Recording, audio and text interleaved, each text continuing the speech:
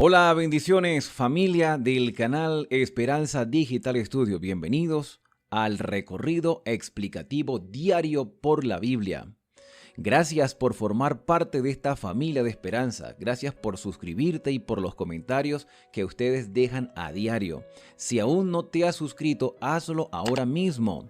Recuerda que estoy compartiendo gratuitamente 14 tomos de los clásicos del adventismo en formato PDF, formato digital, a través del correo electrónico que aparece en la descripción de este video y en los videos anteriores. Si ya lo solicitaste y lo recibiste, confírmame que el material te llegó completo. Si aún no lo has solicitado, hazlo ahora mismo. Allí está el correo electrónico. Escríbeme y voy a enviártelo en formato digital para que sea una bendición para tu vida. Así que no esperes más, suscríbete al canal y al finalizar el video, compártelo con otra persona y así juntos seguiremos creciendo en el conocimiento de la palabra de Dios. Hoy vamos a analizar el capítulo 12 del libro de Deuteronomio, que es una ratificación de lo que Moisés recibió de Dios y transmitió al pueblo de Israel. Cuando alguien repite algo constantemente y especial, lo que aparece en la escritura es porque eso es importante. Hay una ratificación, una confirmación de que el mensaje es verdadero. La Biblia es como una cantidad de engranajes que se unen unos con otros para formar una verdad total, una verdad completa. Deuteronomio hace un repaso y una confirmación de los mensajes que ya se han estudiado tanto en Levítico como en el libro de Números. Las historias que sucedieron en Génesis y en Éxodo son ratificadas una vez más en el libro de Deuteronomio para que el pueblo no olvide. Es tan importante que estuviesen escritas y que se repitieran tantas veces para que se reconociera la importancia de esta verdad. Pero hoy vivimos en un siglo donde se echa por tierra el mensaje de la verdad presente en el libro de Deuteronomio. Hoy es el día de confirmar lo que Dios ha revelado en su palabra. El versículo número 1 de Deuteronomio 12 comienza diciendo: las normas y mandatos que cuidaréis de poner por obra durante toda vuestra vida en la tierra que el Señor, el Dios de vuestros padres, os da en posesión, son estos. Aparte de los mandamientos, que son 10, aparte de las ceremonias que se hacían dentro del santuario, habían algunas normativas civiles importantes. Y también que, por supuesto, todas esas normativas, al estar regidas por una teocracia, tenían que ver con la vida espiritual del pueblo de Dios. Primero, versículo 2. Destruiréis enteramente todos los lugares donde las naciones que vosotros heredáis sirvieron a sus dioses en lo alto de los montes, en los collados y debajo de todo árbol frondoso. La idolatría y la perversidad que existía en Israel debía limpiarse por completo. Habían utilizado la naturaleza para sus desfachateces, tanto morales como con tilde religioso. Vas a derribar, dice el versículo 3, sus altares, que no quede ninguno. Quebrarás sus imágenes, quemarás sus postes idolátricos, destruirás sus esculturas de sus dioses y extirparás el nombre de ellos. Recordemos que los habitantes de la tierra de Canaán habían consumado ya la gracia de Dios. Se había terminado la gracia para ellos y era hora de recibir el justo pago por el desvío que habían vivido en Canaán. Ahora, tú quizá te preguntes qué eran los postes idolátricos, porque en los libros de Reyes y Crónicas vamos a encontrar que en repetidas ocasiones se habla de los lugares altos. Eran lugares donde se reunían a hacer ceremonias de culto. Los cananeos hacían sus ceremonias de culto en diferentes lugares, y cada uno quizá con su dios diferente, aunque era posible que tuvieran un dios en común, tenían muchas imágenes de adoración, incluso adoraban a la misma naturaleza, a las piedras, a los árboles, se adoraban a sí mismo y hacían culto a su cuerpo y hacían toda clase de degradaciones morales con tal de satisfacer deseos y placeres. Estos altos o estos postes idolátricos vendrían siendo un paralelo de lo que hoy vemos como obeliscos, esos monumentos que aparecen en los centros de algunas ciudades para conmemorar o para honrar la memoria de una persona. En realidad es lo que serían los postes o los lugares altos de idolatría. En realidad estos obeliscos que hoy se ven en algunas poblaciones tienen un trasfondo en la idolatría antigua. Versículo número 4. No haréis así al Señor vuestro Dios, sino que solo en el lugar que Él elija de todas vuestras tribus para poner allí la morada de su nombre, ese buscaréis y allí iréis. Ahora hay que entender bien este versículo 4. Recordemos que Israel estaba en el centro del planeta. Canaán, donde se instaló el pueblo de Israel, estaba en el centro o está en el centro del planeta, que comunicaba en ese entonces, y todavía lo hace, tres grandes continentes en la actualidad: Europa, Asia y África. Así que ese era el centro del planeta conocido hasta ese momento. Allí Israel sería una luz al mundo. Israel estaba diseminado por toda, o estaría diseminado por toda la tierra de Canaán en sus diferentes tribus, incluyendo las que se habían quedado en el lado oriental, y con ellos morarían los levitas que orientarían espiritualmente al pueblo de Dios. Pero ellos iban a tener una sede donde se iba a instalar el santuario.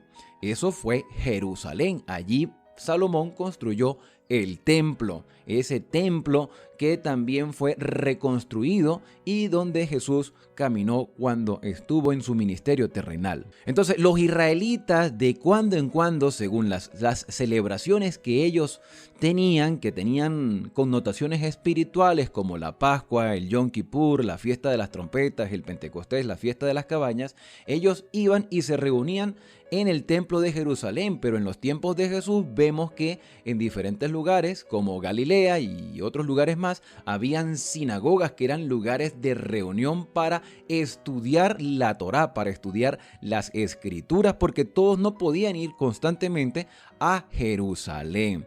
Hoy nosotros vemos que, por ejemplo, el catolicismo considera que el Vaticano es la Santa Sede y ahí deben reunirse, pero ellos tienen congregaciones o templos en diferentes lugares, pero ponen su mirada siempre en la Santa Sede. Igualmente lo hacen los musulmanes con la Meca. Ellos tienen la Meca y aunque tienen mezquitas en diferentes partes del mundo, allí está la sede del Islam. Ahora, nosotros como protestantes no tenemos una sede general que diga allí nos vamos a reunir de cuando en cuando todos como una familia de fe. Para eso tenemos las congregaciones locales cerca de donde vivimos. Incluso hay poblaciones y ciudades que tienen más de 2, 3 congregaciones para que las personas puedan asistir a la que le quede mucho más cerca. Por lo tanto, cuando habla que en un solo lugar se debe adorar a Dios, se está refiriendo en este caso al santuario que mostraba los elementos del plan de salvación: el arca del testimonio, el altar del sacrificio y los otros muebles que ya hemos estado estudiando en capítulos anteriores. Y por eso ellos se reunían mínimo 3 veces al año para hacer fiesta al Señor, que eran las 3 fiestas principales: la Pascua, también tenemos el Pentecostés y la fiesta de las cabañas, por supuesto. También debían ir al Yom Kippur, que era una celebración, el día del perdón, antes de la fiesta de los tabernáculos o Sukkot. Dice el versículo 6 que allá llevaréis vuestros holocaustos, se está refiriendo al santuario, al templo, y sacrificios, vuestros diezmos y ofrendas, vuestros votos y ofrendas voluntarias, y los primogénitos de todas vuestras vacas y ovejas. Allí comeréis ante el Señor vuestro Dios y os alegraréis con vuestras familias, con todo lo que vuestras manos hayan ganado y por lo que el Señor vuestro Dios os haya bendecido. No haréis como hacemos aquí ahora, cada uno lo que bien le parece. Aún no habéis entrado en el reposo y en la herencia que el Señor vuestro Dios os da, pero pasaréis el Jordán y habitaréis en la tierra que el Señor vuestro Dios os da en herencia, y Él os dará reposo de todos los enemigos que os rodean y viviréis seguros. En otras palabras, Moisés les dijo, mira, ha llegado el momento de que ustedes organicen o reorganicen su vida para que sean cada vez mejor. Déjense guiar por el Señor.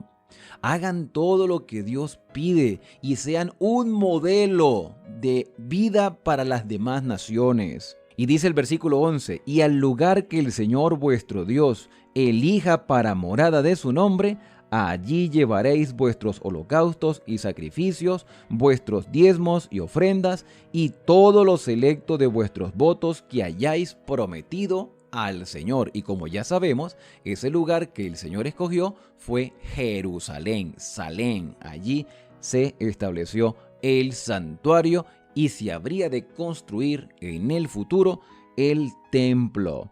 Y os alegraréis ante el Señor vuestro Dios con vuestros hijos e hijas, con vuestros siervos y siervas, con el levita que habita en vuestras poblaciones, ya que no tiene parte ni herencia con vosotros. Guárdate que no ofrezcas tus holocaustos en cualquier otro lugar que veas, porque Dios ha establecido un santuario.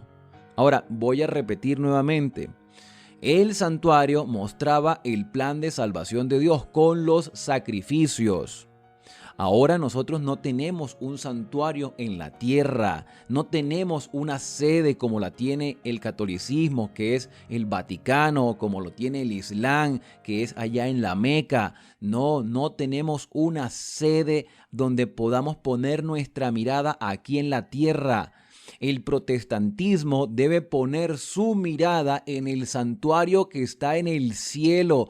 Esa es nuestra sede, allí está nuestra bendita esperanza, allí está nuestro sumo sacerdote. No es el Papa, no es Mahoma, no es el presidente de alguna denominación religiosa, no, es Cristo Jesús, nuestro sumo sacerdote en el santuario celestial. Allí está nuestra mirada. Pero en el caso de Israel, que todavía no se había cumplido la venida del Mesías y el santuario debía estar en pie, ese santuario perdería su validez en la tierra cuando el Cordero Pascual fuese sacrificado, el Cordero que es Cristo Jesús.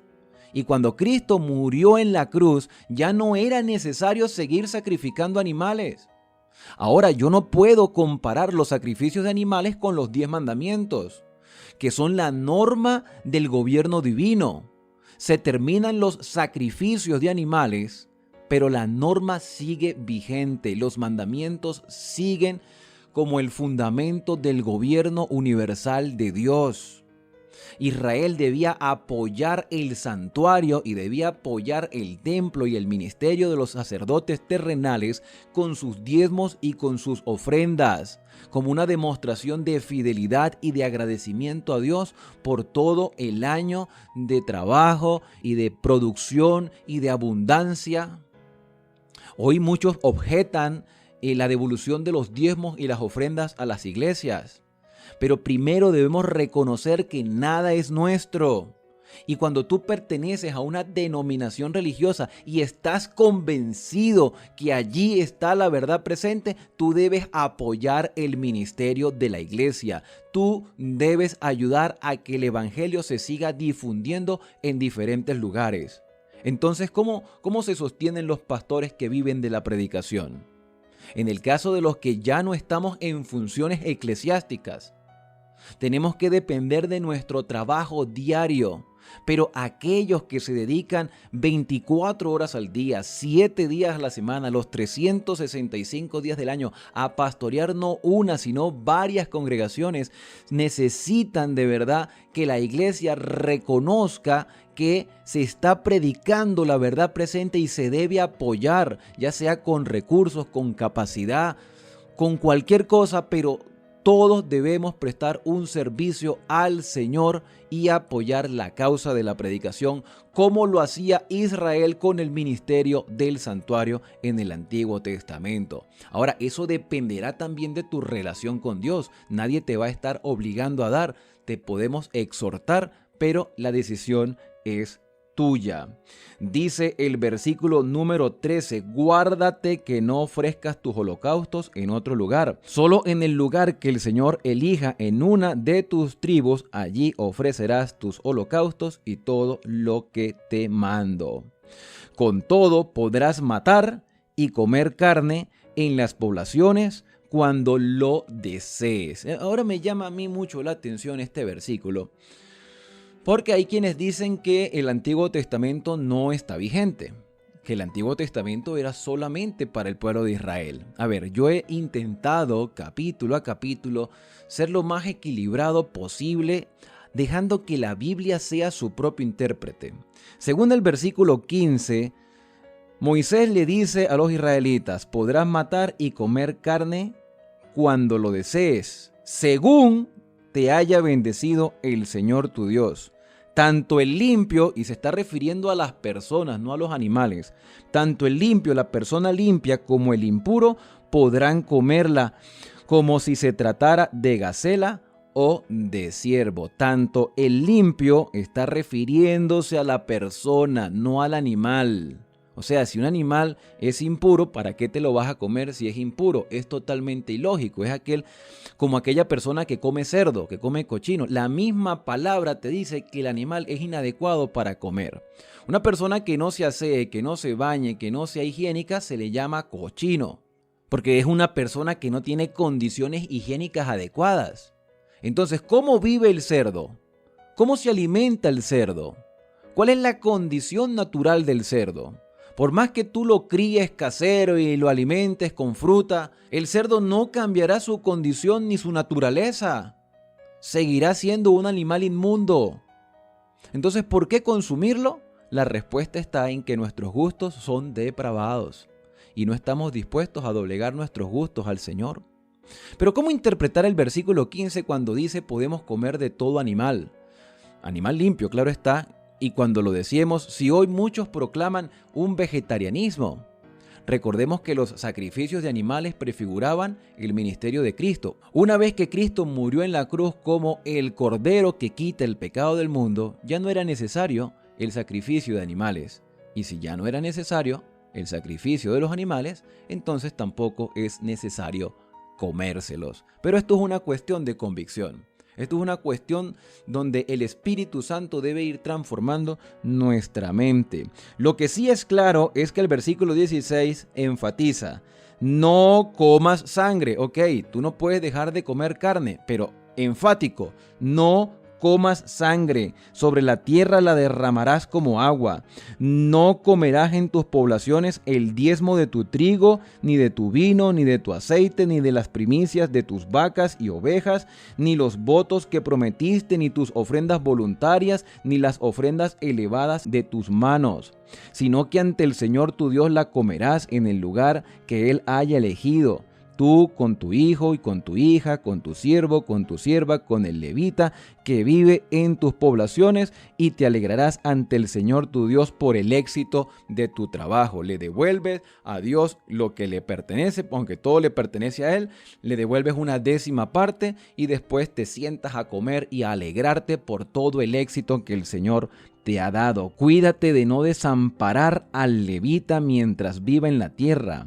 Cuando el Señor tu Dios ensanche tu territorio como lo prometió y digas, siento deseo de comer carne, podrás comerla. Es decir, que Dios nos da libertad en este sentido, nos da libertad. ¿Quieres comer carne? Pues come carne. ¿No quieres ser vegetariano? No seas vegetariano. Pero te voy a ratificar algo. Los animales inmundos seguirán siendo inmundos y eso no va a cambiar. La sangre no se puede comer y eso no va a cambiar. Dios nos da ciertos tipos de libertades, pero también nos pone restricciones. Tú decides si hacer la voluntad del Señor o seguir sencillamente las inclinaciones de tu corazón. Porque hay cosas que no van a afectar nuestra vida espiritual, por lo menos no de un día a otro. Y lo claro está es que cada vez nosotros, al ser transformados de la mente, nuestro cuerpo también irá recibiendo una renovación. Si el lugar elegido, dice el versículo 21, por el Señor tu Dios para poner su nombre estuviera lejos, podrás matar vacas y ovejas que el Señor te hubiera dado, como te prescribió, y comer su carne según tu deseo. Comerás su carne como si se tratara de gacela o de ciervo. El limpio y el que no estuviera limpio la podrán comer. Se está refiriendo a las personas, no a los animales. Puedes comer la persona limpia. A ver, para saber si una persona es limpia o impura, tendremos que retroceder al libro de Levítico. Ahí aparecen como una persona quedaba impura y como una persona quedaba limpia. Asegúrate, y vuelve a repetir, esto se vuelve repetitivo pero importante, asegúrate de no comer sangre, porque la sangre es la vida. No comas la vida con la sangre, no la comerás en la tierra, la derramarás como agua. Si quieres saber un poco más acerca de esto de no consumir carne, puedes ir al libro de Levítico en el capítulo 3, en el capítulo 7 y en el capítulo 14. Allí se presenta por primera vez esta enseñanza. Versículo 25, no la comas, hablando de la sangre, para que te vaya bien a ti y a tus hijos después de ti cuando hagas lo recto ante los ojos del Señor. Pero lo que hayáis consagrado y tus votos los llevarás al lugar que el Señor haya elegido, y ofrecerás la carne y la sangre en el santuario.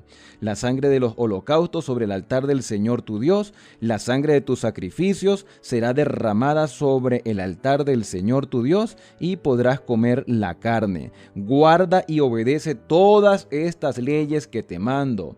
Así, al hacer lo que es recto a los ojos de tu Dios, te irá bien a ti y a tus hijos para siempre.